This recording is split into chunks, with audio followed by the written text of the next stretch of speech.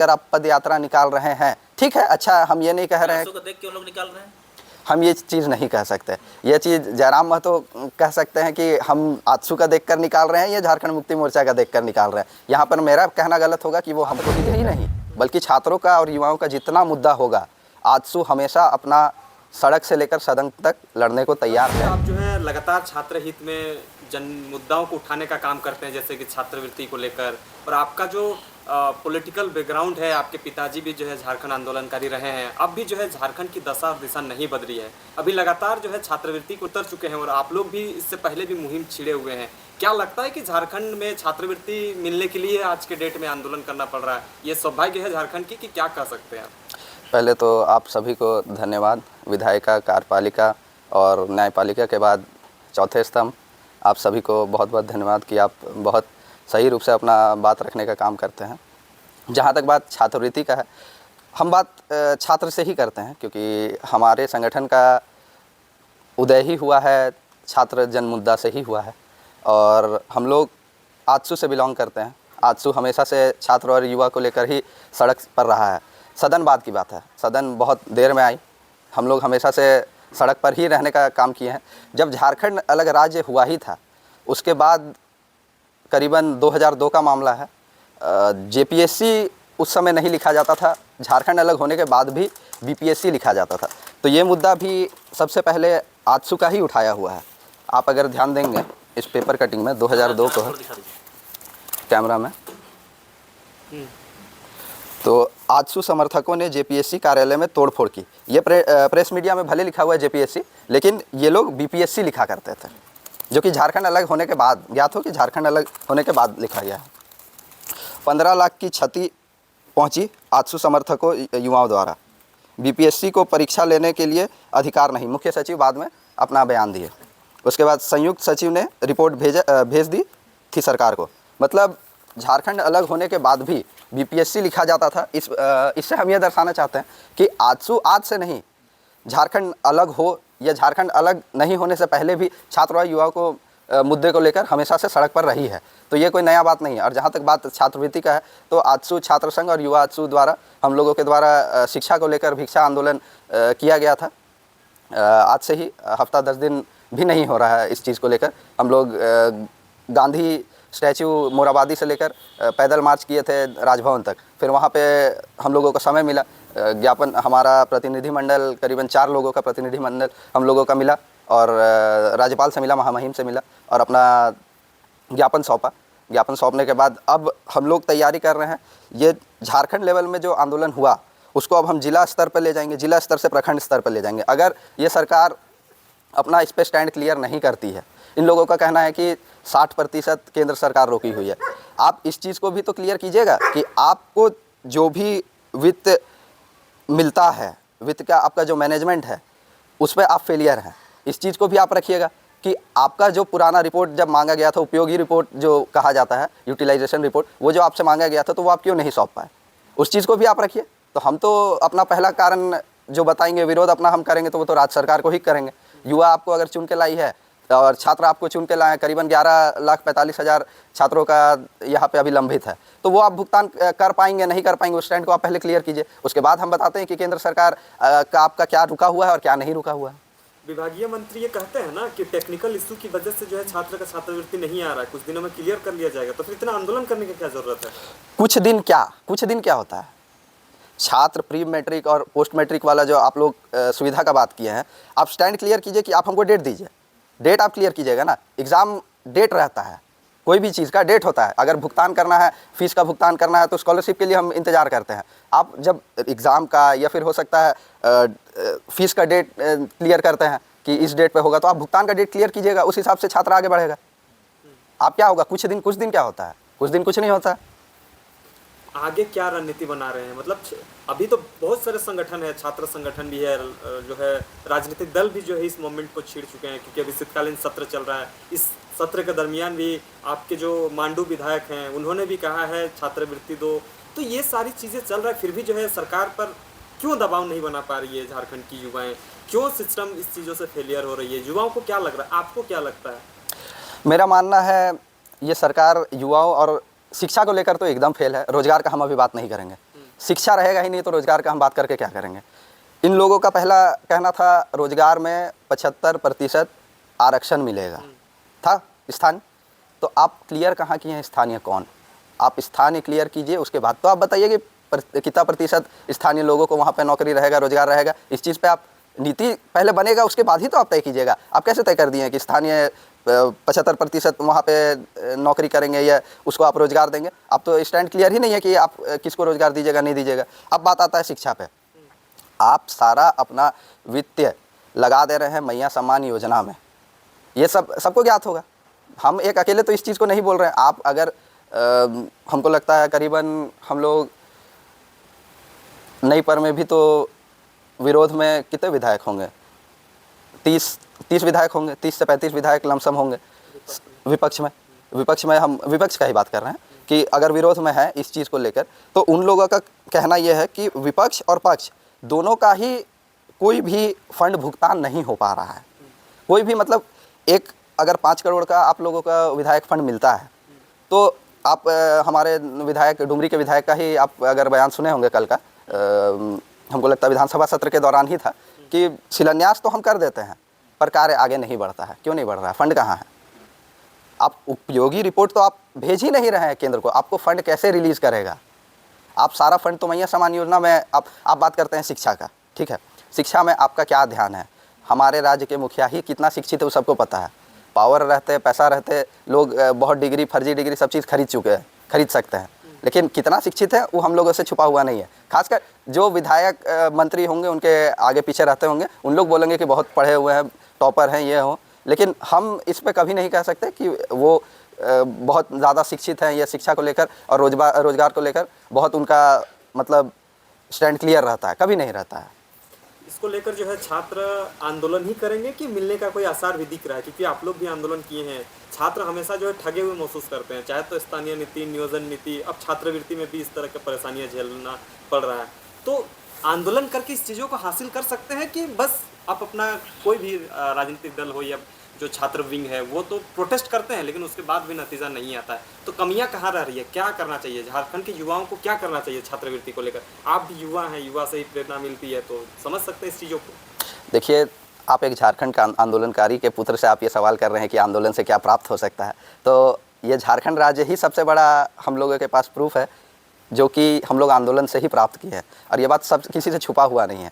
और जब तक छात्रवृत्ति ही नहीं बल्कि छात्रों का और युवाओं का जितना मुद्दा होगा, आजसू हमेशा अपना सड़क से लेकर सदन तक लड़ने को तैयार है और हमेशा अपना स्टैंड क्लियर रखती है।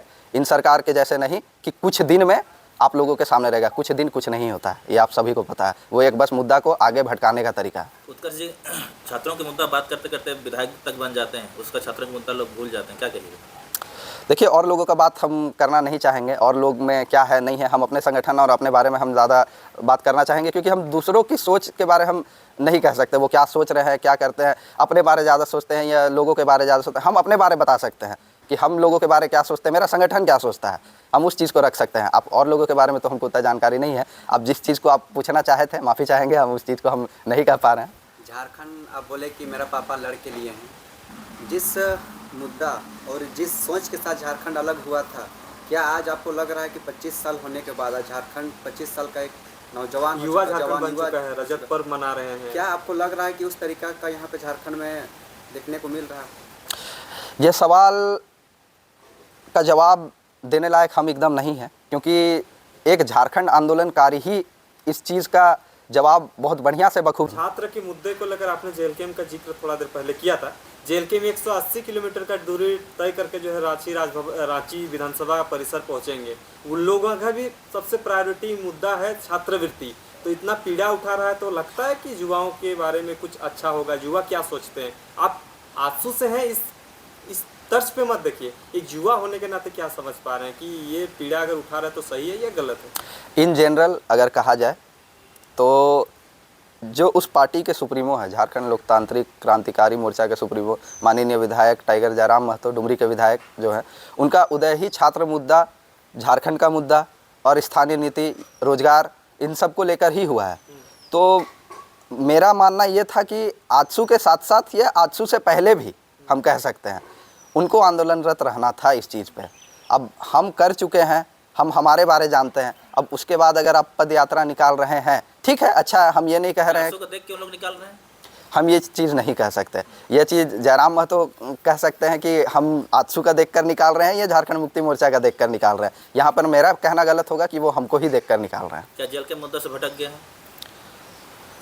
जेल कैम्प का मुद्दा जो था, क्योंकि हम पूर्व उसमें ही थे, आप लोगों को ज्ञात होगा, मेरे पिताजी केंद्र महासचिव थे उस पार्टी के, झारखंड लोकतांत्रिक क्रांतिकारी मोर्चा के, और हम लोगों का मुद्दा ही था स्थानीय नीति, रोजगार नीति, उद्योग नीति। आज बात इस चीज़ को लेकर उठ रही है, जो कि हम भी मीडिया के माध्यम से ही सुनते हैं कि जेल कैम्प अभी इस मुद्दों को लेकर, इस पॉइंट को लेकर अभी तक अग्रसर नहीं है।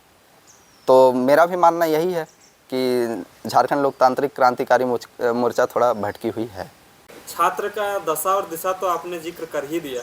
अब स्वास्थ्य विभाग की अगर बात करें तो यहाँ पे जो है मंत्री महोदय जाके बैठ जाते हैं और इलाज करने में लग जाते हैं।